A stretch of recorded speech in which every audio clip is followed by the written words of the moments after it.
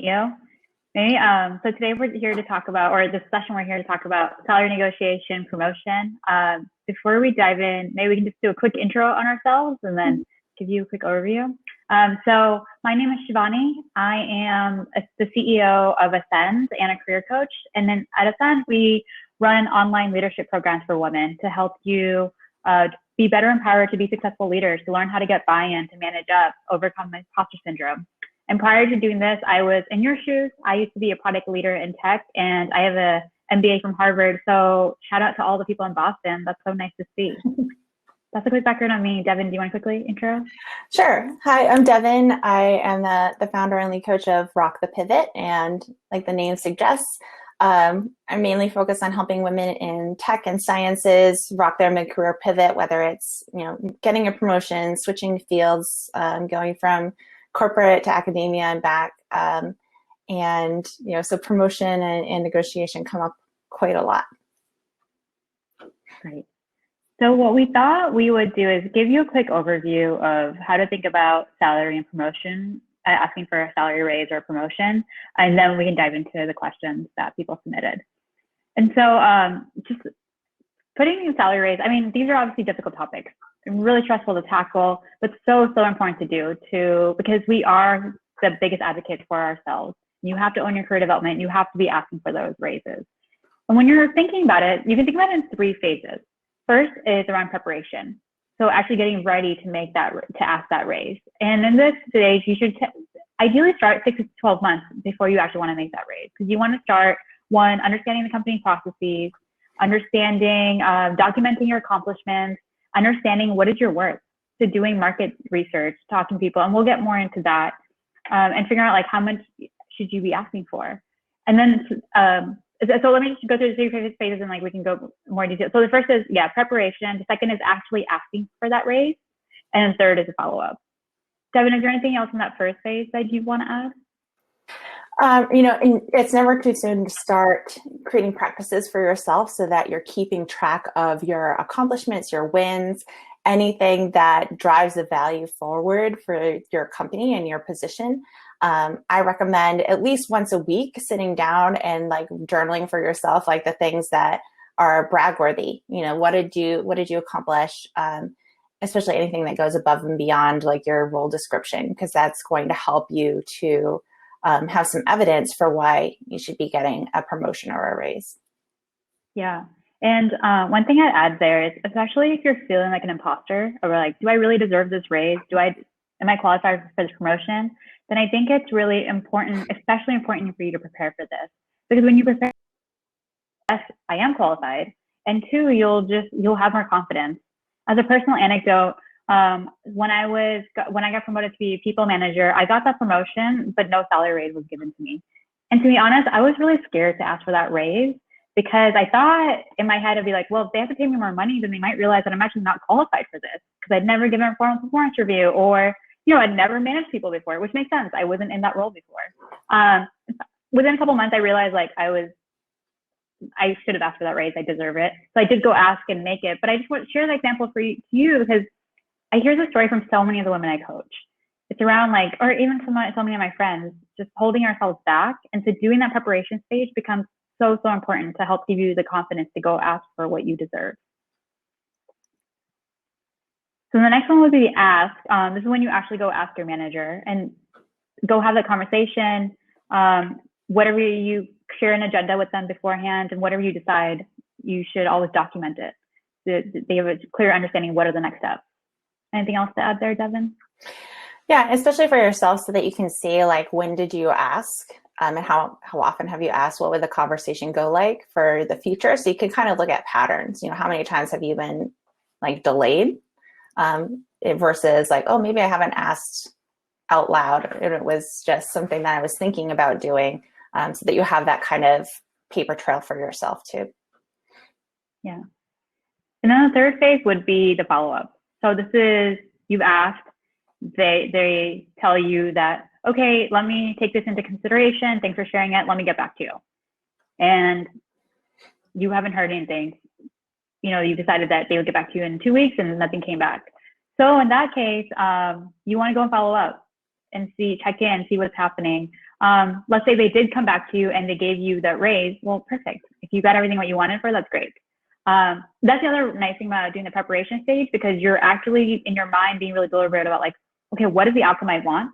Because often when we get what we want, we're like, oh, maybe I should have gotten more, or maybe I should have, like, we keep moving the goalpost. So that's a nice way also to recognize your win. And then if you don't get what you want, then going back to renegotiate. So resharing the market data that you have, understanding the rationale for not giving it to you. And then the other thing that Devon and I were talking about before this is understanding what are the non-monetary benefits you can provide. And maybe Devon, you want to share something there?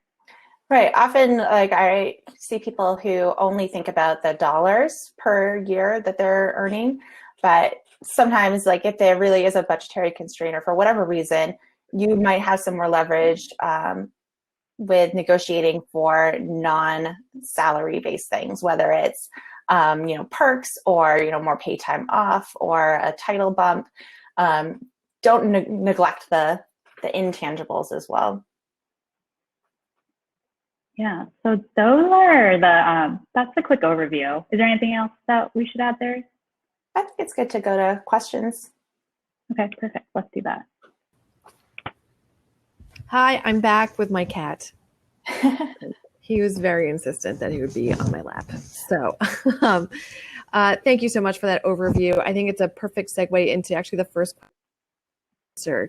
But I wanted to bring it up anyway, this problem of following up, saying, okay, and then bringing up other points. Is there any point where you just think maybe is it time to just move on because you're just not going to get what you want from them?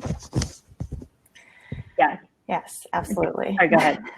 I have a client that, for months they were told like, oh, you reach this, like, and it was like one of those crazy like hustle environments, where like you reach this crazy KPI and then in this month you'll get that promotion to tech lead or whatever. And then it was just, they kept moving, like when that was like, oh, right now isn't a good time. And it was leading to a lot of burnout and like resentment. And finally my client realized like, this carrot and stick thing is not working for me. And like, even if I got that now, I would still be resentful and not happy about this environment. So what am I waiting for? And the person actually ended up taking a sabbatical so that they had time to prepare. And they, as soon as they let go of that stuck place, they had like all these interviews lined up and ended up moving to a much better situation with the title and promotion that they had been earning this whole time, but the company was really jerking them around. Love that. That's great. Yeah. Sorry, go ahead, Shivani. What I would also add there is I 100% agree with that. And I would say in that scenario where a couple things, like, so I think the part of the question was around, they've tried to ask for a salary raise for the past couple of years. Every time the manager keeps telling them like, oh, we don't negotiate. Or one time they committed to them verbally that they'll give them a raise like in a year, but that never happened. And then they were told that this is what the salary is and we don't negotiate. So in that scenario, that's really a tough scenario. And like, if there's no movement, then like, yes, definitely consider leaving. Some things you can do before reaching that step are also think about, do your own internal research. So ask some trusted colleagues to see if they're open to talking about compensation. And you can be really open about your motivations. You can say something like, I am looking to have that salary discussion with my manager. This is just a blind spot for me. Would you be open to talking about it? It's completely fine if you aren't. And I'm happy to share my information first. That way, if they say no, you just walk away. But at least you've tried. And in reality, maybe they're getting the same story. So you can both collaborate on best practices that you've both seen.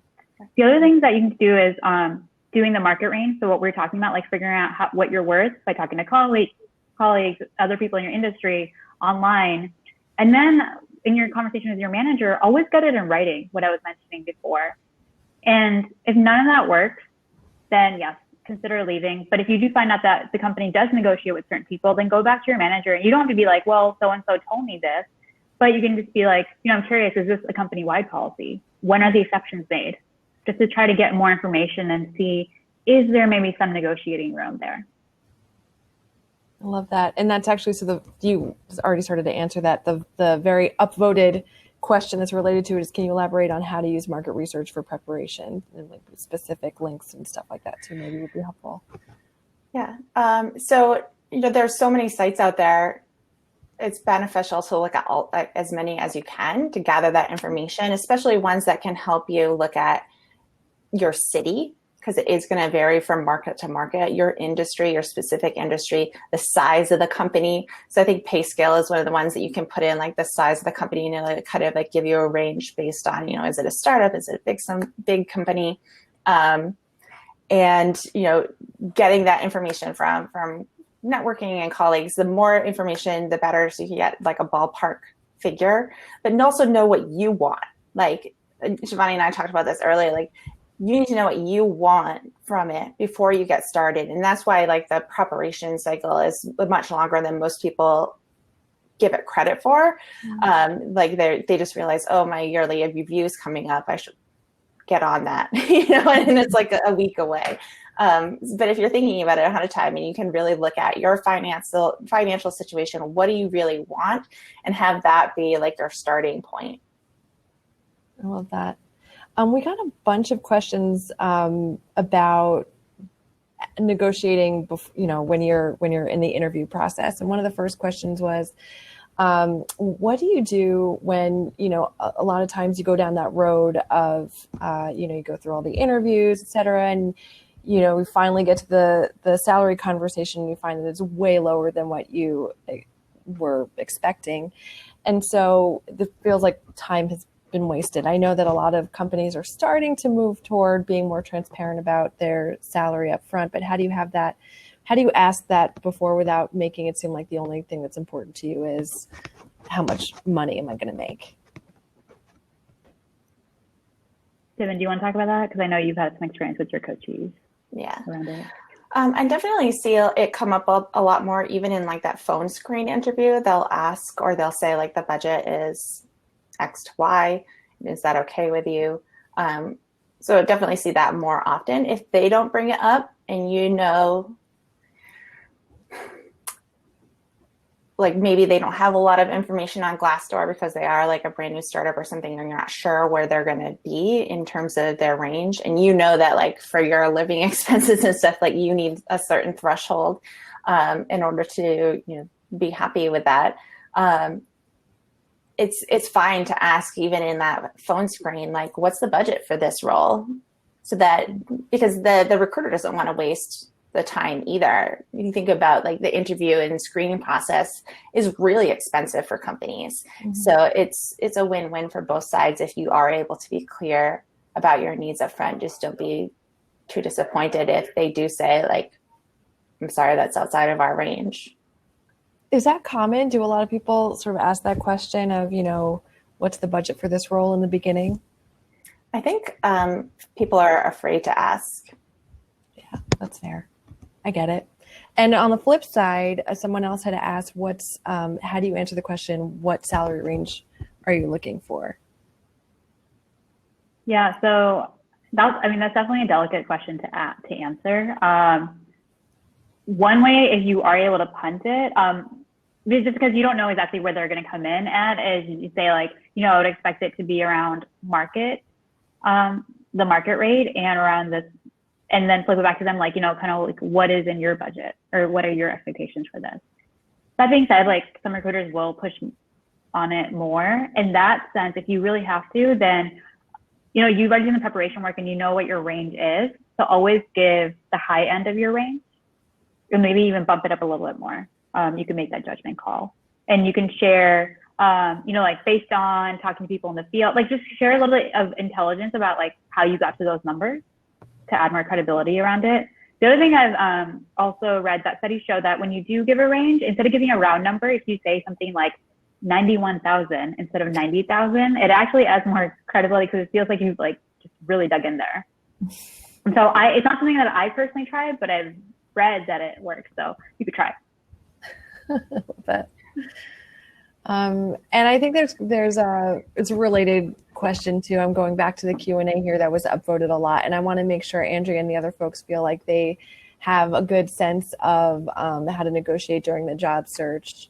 And I know that you touched upon it when it comes to promotion, but is there anything else you can add to this around, what they've mentioned, more PTO, benefits, et cetera? What are some good tips for that scenario? For that one, I feel like, again, it's really important to know what you want and what are the things that are important to you. So taking some time to reflect on what's your wish list look like? Aside from, your take home pay, like what else is really important to you? Whether it's, is it a matching 401k? How much do they go up to? How much pay time off do they have? Do they have maternity leave? Do they have, reimbursement for continuing education so that you're skilling up while you're in this position? Those are all things that you want to work out for yourself. Like, what are the things that are the most valuable for you and where you are in your career and where you want to be heading, so that when you get to a negotiation, you know what your parameters are. So even if they say, like, there's no room for negotiation on the salary, there's always room for negotiation somewhere, unless they're just terrible negotiators. The other thing is, like, okay, if it's like a unionized job, or if it's like a government agency, then yeah, it's going to have like a grade there, and those ones are pretty set. But they also come along with a lot of perks, and like set intervals for raises that are equal across the board based on your credentials. So take those things into account too. But if they're not like a governmental body, they have to have some negotiation room somewhere.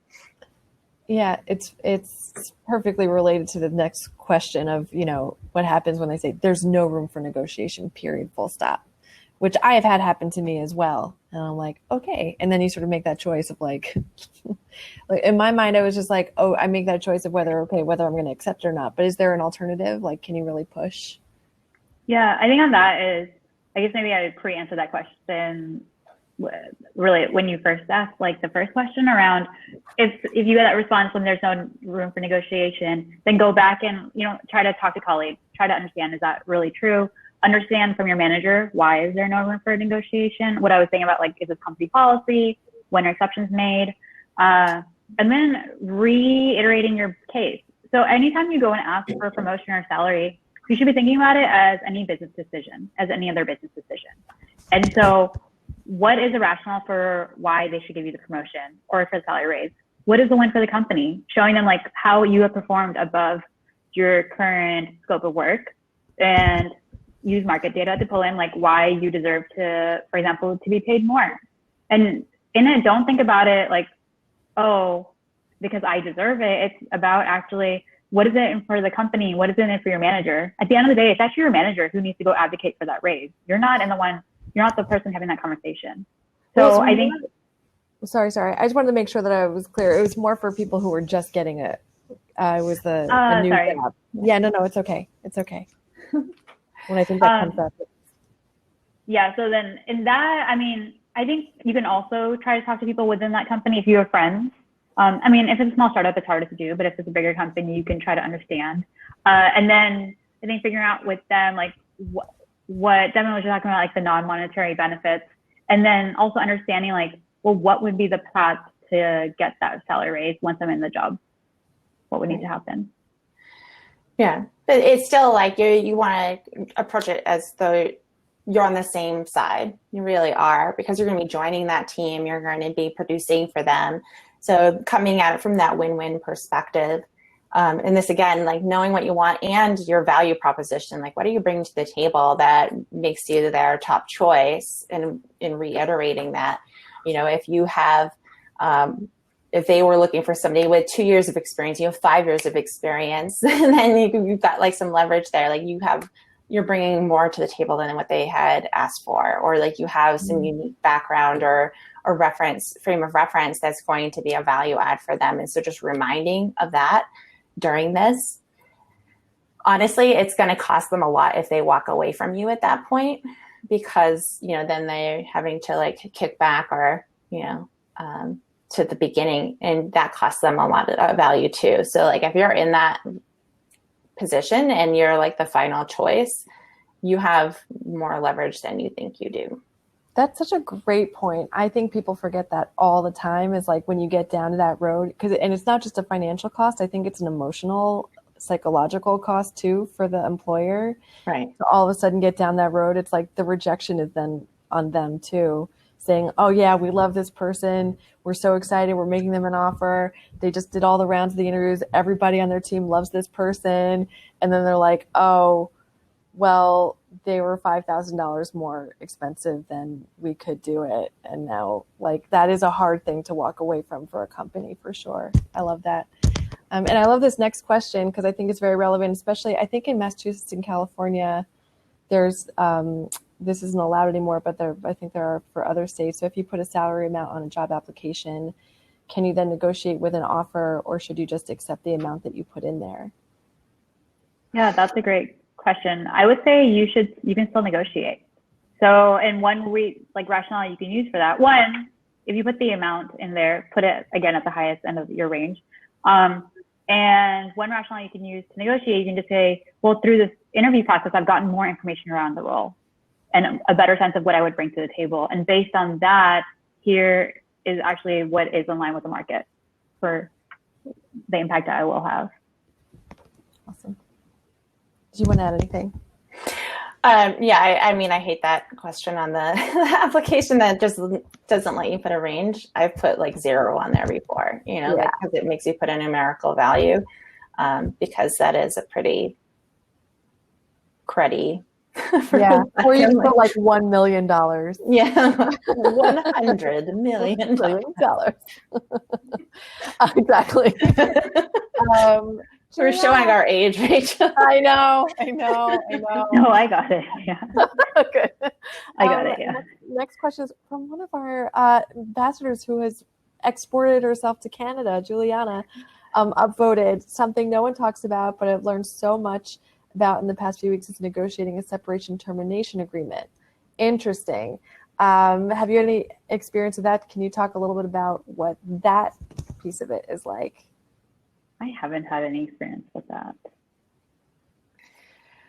Not directly, but I know that if you're being really thorough in your negotiation, especially now where there are layoffs, that's also something to take into consideration. And if I was joining a small startup or something that's in a precarious position, and a big part of like my salary package is those like potential shares in an IPO that might not happen, I'd want to know about like what happens if you lay off half the people next month. What kind of severance is there?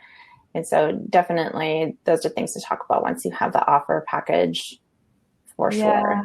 Yeah, and I can speak a little bit to this, as unfortunately being on the other side of it in this crazy world that we're in. And I think I can speak from my personal experience as an employer. It is probably the most awful thing that we experience, that I have personally experienced in my professional career, which is very long because I'm a very old person also. I think that you have every right to advocate for everything that you can and should. And I know that the separation agreements usually come with terms. I think that, thinking about how you want to leave and the relationship that you want to have with the company afterwards is really important. And so when you're thinking about that, things like non-disparagement disclosures and things like that, I think should be mutual and automatic. And that should just be something that's just in there because you want to have all good feels all around. And just, I think just be really honest with the situation, and hopefully that the employer will also be honest with you about the situation. Obviously, there are so many different reasons why there could be termination. There's what's going on in the world right now where people are, being laid off completely blindsided, unexpectedly, not in a precarious position. Like all of a sudden these industries are just like imploding. And so a company that thought that they were going to be, twice the size that they were this year ends up being half the size. And then there's of course other things where it's like, ooh, not a good fit company wise, but like, can you do things to maintain that relationship and preserve it for future. So I don't know that that's very helpful, Juliana, but I think it's maybe just worth remembering when you're having these really awful, hard conversations. Yeah. So one thing you always want to just read the contract. And definitely read the contract. Yeah. Read the whole thing. And have somebody else read it. Yes. Yes. And right now, especially because things are so volatile, it would be a good thing to look at, like, what's the non-compete like, and definitely asking for lenience there, like, especially if you get laid off in the first year, is that going to prevent you from getting another job in that industry? Great point, Devon.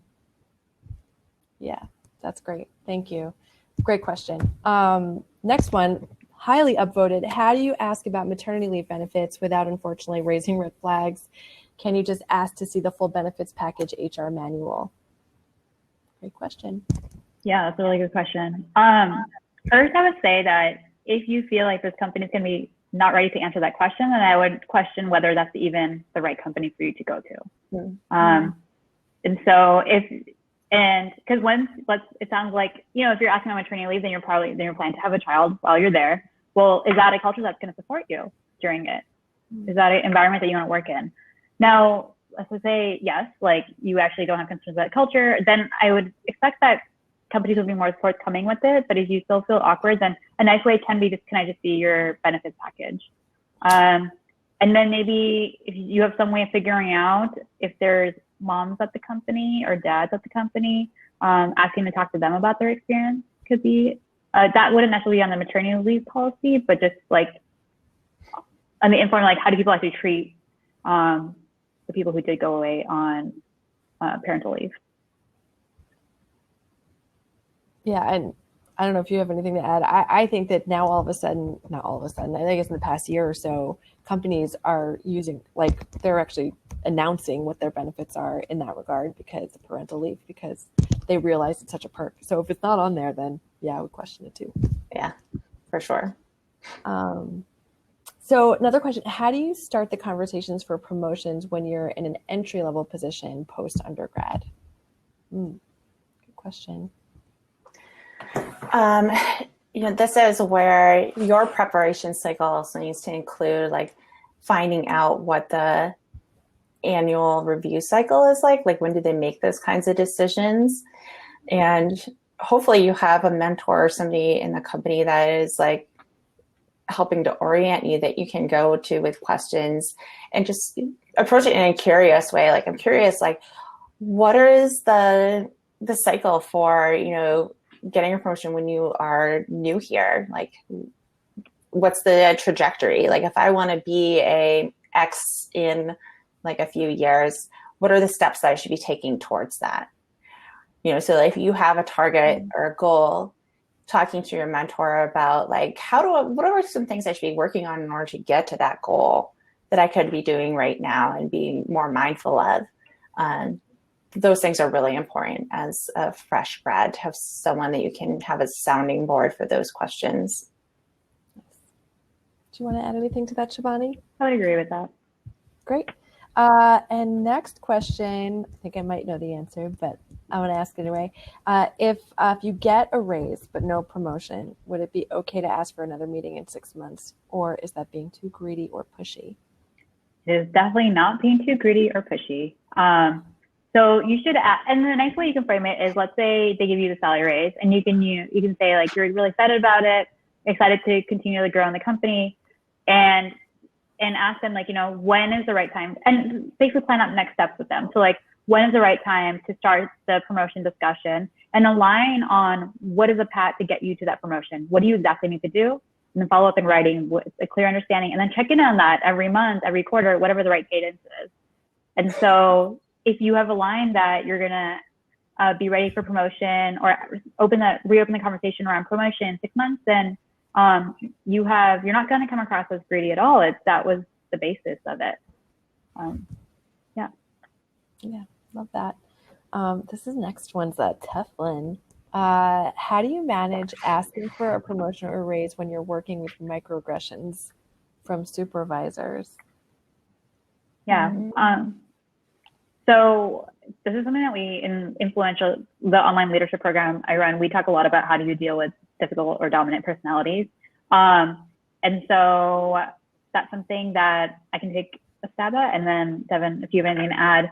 Sure. So if you have, so one, I think it's really, really important to like do a lot of preparation beforehand. And the start of the preparation is aligning with your manager on like what is required to get to the next level, and continue to check in with them along what I was just saying, like checking in with them all along the way to make sure you're both aligned.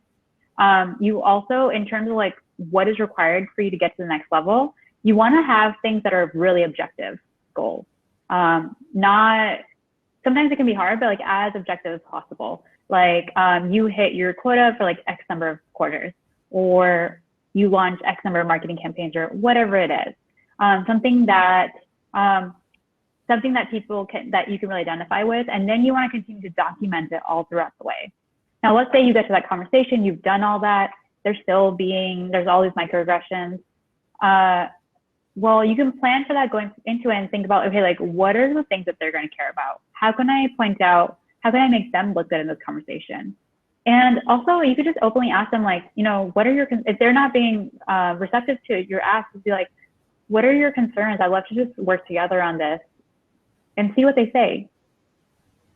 That's what I would say. And then if you're really hitting a bottleneck and you really feel like they're not moving forward on it, then, and you've tried all these things, then I think at that point it's maybe consider going to HR or going above them. You always want to keep them in the loop. Be like, you know, like, here's everything I've done. Like, I'm really stuck. Like, what do you recommend I do? And if they're still not giving you an answer, then say like, you know, I feel like I need to go talk to someone else about this. I'd love for you to be part of that conversation. So at least it doesn't feel like you're playing politics.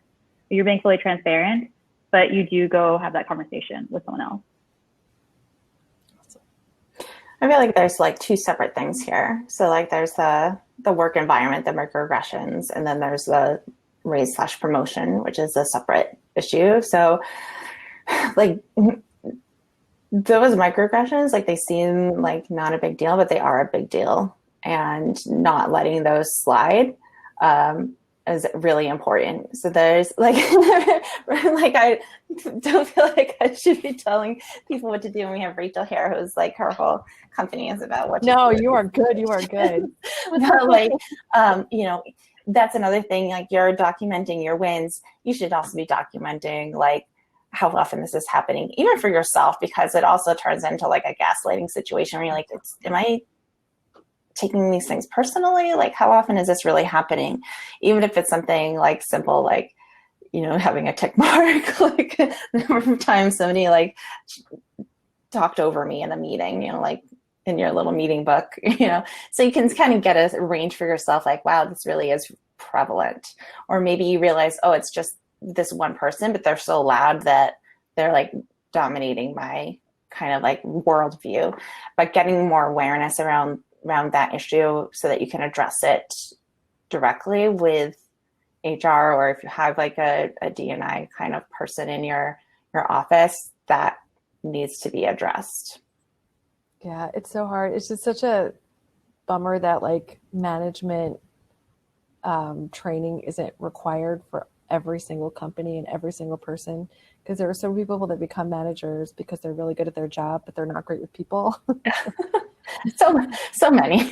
Yeah. And it's that's, yeah. We've all had that person, right? That was the first 10 years of my career. Yeah. Not good at it.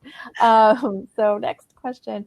If I were to look at, aside from salary, what else can I negotiate aside from vacation days? Do you have like a list of all the things? Yeah, I mean, are you commuting? How do you commute? Like, could they pay your Easy Pass or your subway pass or your commuter rail pass, your working? I mean, we're all working remotely, so now they really can't say that it's not possible for you to work remotely from home. So like, once you're back in the office, like if it really helps you to have like 1 or 2 days where you're working from home, you know, ask for that. Like, you know, is it that you know, your office is like in a really noisy place and somebody needs to have quiet time, like could you be positioned somewhere else? Like it could be really anything that's important to you. And again, that's why it's so important for you to do that reflection and figure out like, what do you want? Whether it's like, having a comfier chair because you have back problems, which would be like me, or a standing desk, or it could be on anything. That's awesome. And sorry, go ahead, Shivani, please. The other thing I'd add is, assuming you're in the job, or maybe you can even do it when you're entering a new job, you could also play around with titles.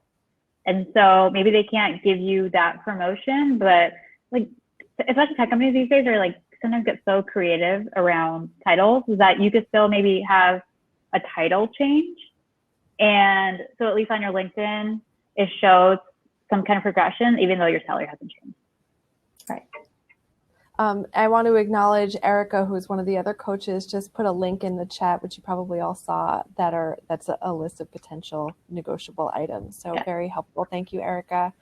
I'm going to add, I also got a request to leave the questions up, even if they've been answered, just so people can reflect on them longer. So just bear with me if I get a little confused. But one of the other top questions is, if you put $1 million, will you automatically get disregarded? Oh, this is on the job application? Yeah. Like, will the bot kick you out? I don't know if you automatically get disregarded, but I would highly recommend not doing that. You want to take the application seriously. And yes, it's not, I think the three of us agree that it's not a great question to put on there, but if they're putting it, then, put a reasonable number, put a high, like on the high end of that reasonable number, but take it seriously too. That's fair. That's much better. Thank you for correcting my joking answer. And which I knew you were joking. Yeah. I knew you were joking. Yeah. And I'm glad that someone asked it.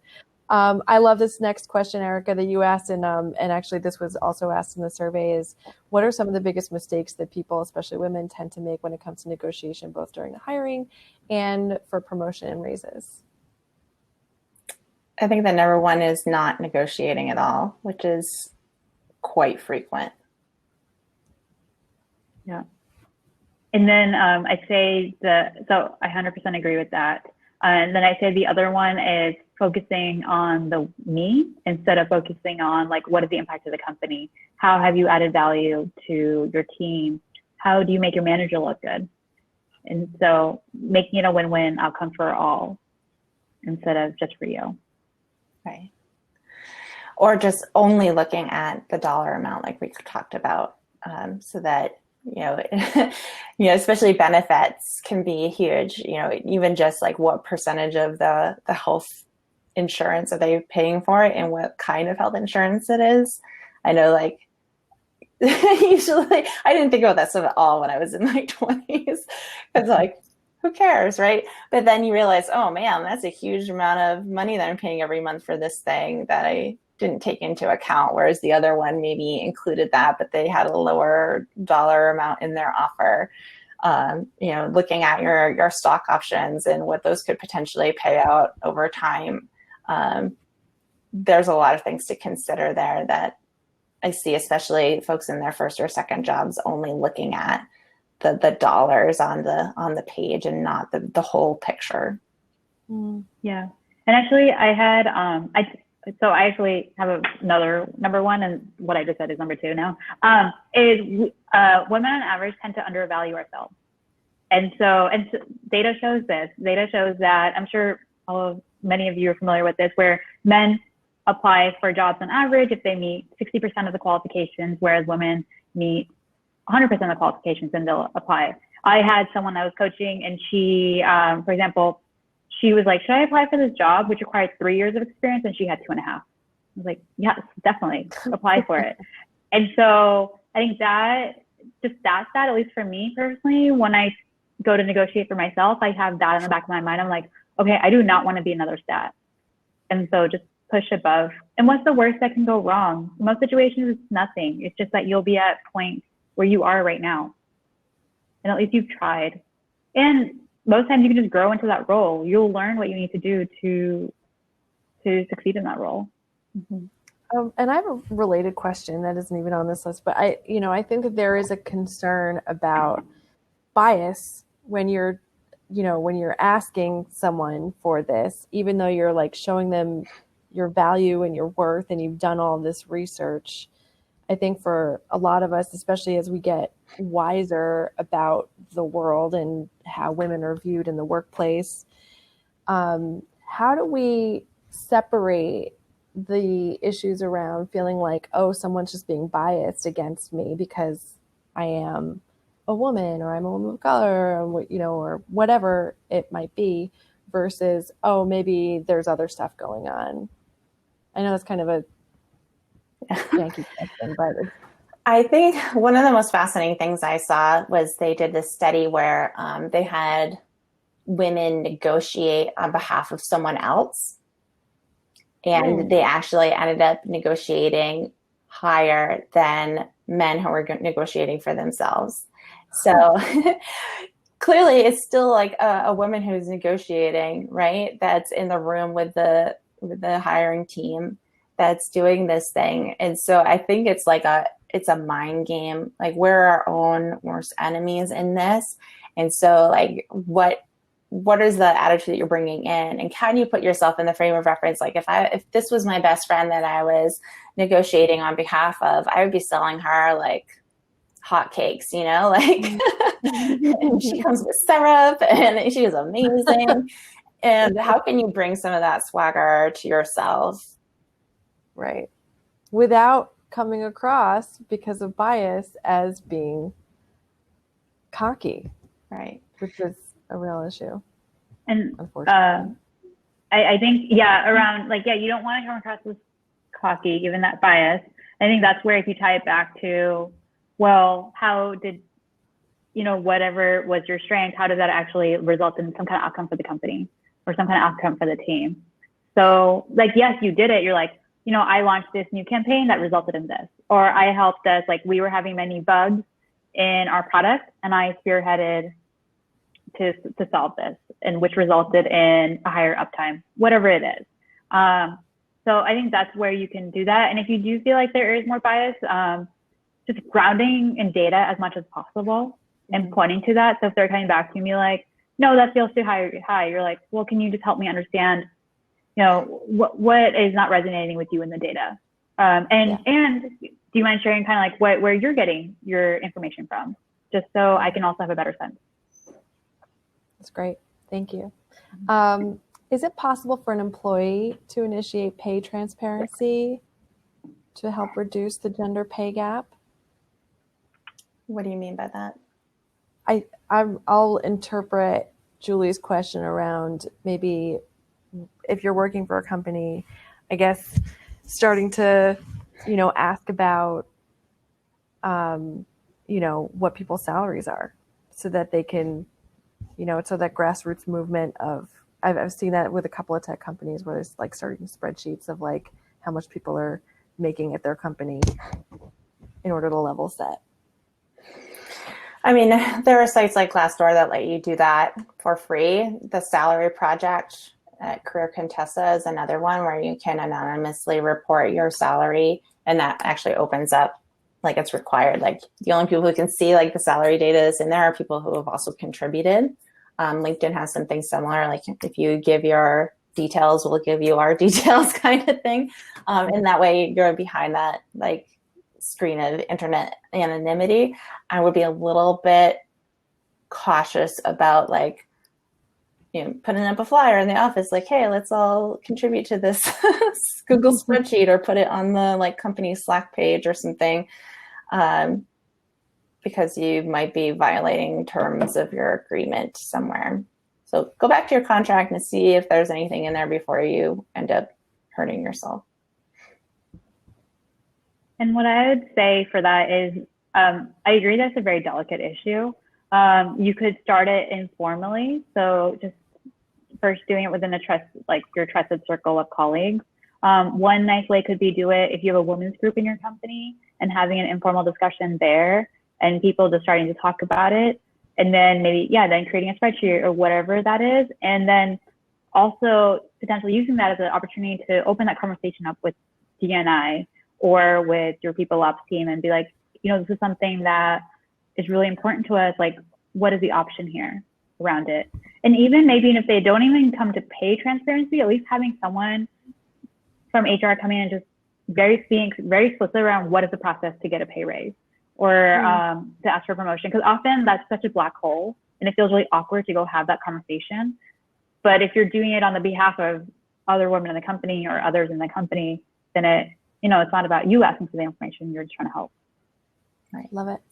Thank you. Got a couple more questions. I know we're getting close to time. How much or little does the negotiation strategy change when you're re-entering full-time employment following a 2-year health break?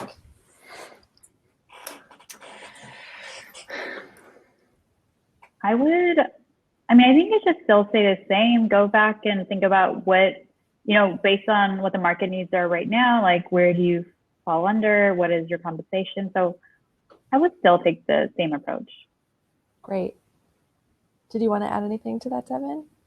I mean, making sure that you have ways of demonstrating that your skills are up to date, especially if you're like a software developer, things are changing all the time. So like, what's your public GitHub profile look like right now?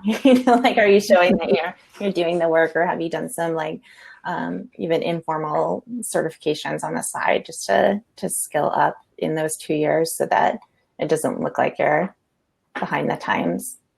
Nice. And we've got a bunch of lower rated ones. So if folks want to just take a quick look at the 1 votes, since we're running low on time, we have one more that's a little bit higher. If you learned about significant pay inequity for a role that is similar or more senior to a role that a male has after a promotion was given, how do you manage or discuss this with your supervisor? Yeah, I can start with that. So on that, the conversation should always be focused around you and the impact that you're having to the company. So I don't recommend you go have that conversation to your manager that, I found out that this guy in another role is making more, because you don't know why they're making more. You don't know if it was because of gender or if it was because of some other skill set that they had. Or honestly, maybe they just negotiated better, which I'm not saying is like obviously not a fair outcome, but that could be the reality of the situation. And so you want to focus on you. And the other thing I'd add, if you go and tell them like, oh, it's because like I'm asking for a raise because my coworker who's a man is making more, that's not most likely going to resonate with your manager, and that's probably going to make them really annoyed with you and actually hurt your reputation as a company. And so focus on everything that we've been talking about today around like, why do you deserve that raise? What is the impact you've made to the company? Yeah, I agree. Sorry, go ahead, Devon. No, I was just looking at the questions, and I was saying I wanted to answer this one about like people are weird about money. Sure. And what do you do to take the emotion out of the conversation? So, I mean, one of the things that is really important is to be okay with getting rejected. I think that's like the biggest emotion is like we're afraid of being a failure. So don't look at it as a failure. My perfectionist friends that are out there, we don't want, that's like part of the thing. Like we don't go unless we cross 100% of the boxes. We want to be like super tight, or like we want to know that we're going to get a yes on there. Get comfortable with asking things that I would start with things that you're pretty sure they're going to say no on. And like, or like, I think, oh gosh, what's the book? But she has like, it's all about like negotiation tips for women. I can't remember the name of it right now, but she has like exercises in there where even like going to Starbucks and trying to negotiate for like a free syrup or a free like almond milk upgrade or whatever, because it's low stakes, right? And a lot of it is like that like that mindset of like the fear of being rejected. And so like the more you can kind of practice that and be okay with like, I'm just going to ask this because it's cool if I get it and I don't have any of that emotional attachment, or like if they say no, then it means XYZ about me. So like those kinds of mindset issues are definitely things that I'm sure, Shivani, you see that's like where your coach comes in and is like, okay, let's look at that mindset or that assumption that's there, that's creating that emotional attachment or worry that's getting in the way of even asking, and coming up with some strategies around that. Yeah. And I'd say, so I was also going to say the low stakes situation. Another situation you're going to do at work, for example, is if you know you're working on a lower priority project, then ask to push out that deadline. The worst thing that will happen is they'll say no, but at least you're getting the practice of it and it's no real impact to your work. Or if you're sitting in a restaurant, ask them to move to a better table. Again, nothing happens if they say no, but getting the practice of having that rejection will make you start feeling more comfortable. The second thing is it's always good just to be recruiting casually, opportunistically. So if a recruiter reaches out to you on LinkedIn, consider taking that call. You can tell them, like, I'm not actively looking, so you're not wasting their time either. But maybe you do find an opportunity that is better. But what helps is because you have other opportunities, whether you are asking for a raise in a job or even when you're negotiating for salary in a new job, if you already have a couple other offers, that will remove the pressure from you a bit to be like, I really have to make this work, or be taking it really emotional because in the back of your mind you're like, okay, well, I know I have backups, and that creates so much ease. And the third thing I'd just say is negotiating is awkward and uncomfortable for basically all of us.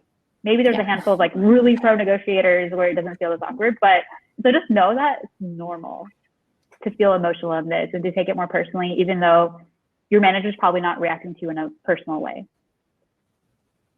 Absolutely. I love all of these questions, and I am conscious of that we only have a few more minutes, and I want to make sure that people have time to speak with you in these smaller groups. Do you have any I have one more quick question that got upvoted at the very end. Do you have any thoughts on best questions or methods to gauge culture at a company?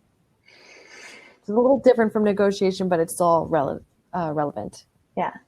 I think that in the interview process is not the time that you're going to find out what the culture is like because everybody's got like their like promoting hats on. And that you've been on those panels too, where you're like, I'm putting my smiley face on because I'm here representing my company.